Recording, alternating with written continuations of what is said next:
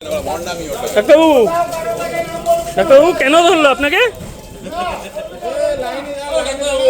ডাক্তারবাবু,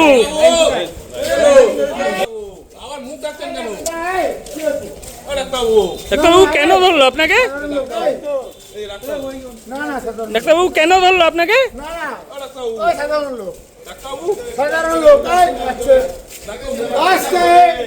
ভুয়ো ডাক্তারের কাছে চিকিৎসা করাতে এসে চিরতরে চলে গেল একটি প্রাণ। গ্রেপ্তার শ্যামনগরের চিকিৎসক। জানা যাচ্ছে চিকিৎসকের কোনো ডাক্তারি ডিগ্রি নেই।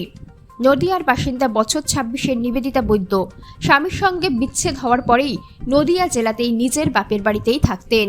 স্বামীর সঙ্গে বিচ্ছেদ হওয়ার পরে এক যুবকের সঙ্গে সম্পর্কে জড়িয়ে পড়েন।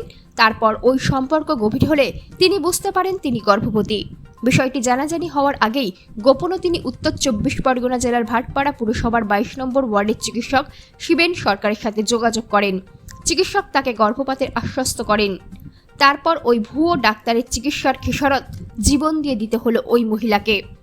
ওই চিকিৎসকের চেম্বারে অচৈতন্য হয়ে ওই মহিলা পড়ে গেলে সেখানে তাকে উদ্ধার করে ওই চিকিৎসকের চেম্বারে অচৈতন্য হয়ে ওই মহিলা পড়ে গেলে সেখান থেকে তাকে উদ্ধার করে ভাটপাড়া রাজ্য সাধারণ হাসপাতালে নিয়ে যাওয়া হলে চিকিৎসক তাকে মৃত বলে ঘোষণা করেন। ওই ঘটনার পরই জগদ্দল থানার পুলিশ গ্রেপ্তার করে চিকিৎসক শিবেন সরকারকে। রবিবার তাকে ব্যারাকপুর আদালতে তুললে বিচারপতি তাকে 5 দিনের পুলিশি হেফাজতের নির্দেশ দেন।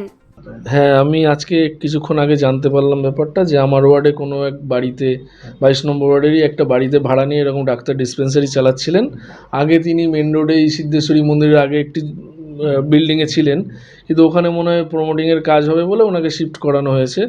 উনি কিছুদিন ধরে ওখানে ওনার প্রসার চালাচ্ছিলেন শুনেছি। কিন্তু দেখুন, কোনো মৃত্যুই তো কাম্য না। এবারে ডাক্তার তার ডিসপেন্সারি করছে, ডিসপেন্সারি আড়ালে কী করছে এটা তো আমাদের পক্ষে দেখা সম্ভব না সবসময়। এবং পুলিশকে আমরা ধন্যবাদ দেবো, পুলিশ প্রশাসনকে, যে তারা এসছে, ব্যবস্থা নিয়েছে। এবং পুলিশের কাছে আমার একান্ত অনুরোধ থাকবে যেভাবেই হোক মানে ওনার যেন শাস্তি হয় বা যোগ্য যা যা করার সেটা যেন পুলিশ ব্যবস্থা নেয় এবং আগামী দিনে কাউকে এরকমভাবে ভুয়ো ডাক্তারের পাল্লায় পড়ে কোনো ক্ষতিকারণ না হয়, এটাই বলবো। Bureau report, news সমবার্তা।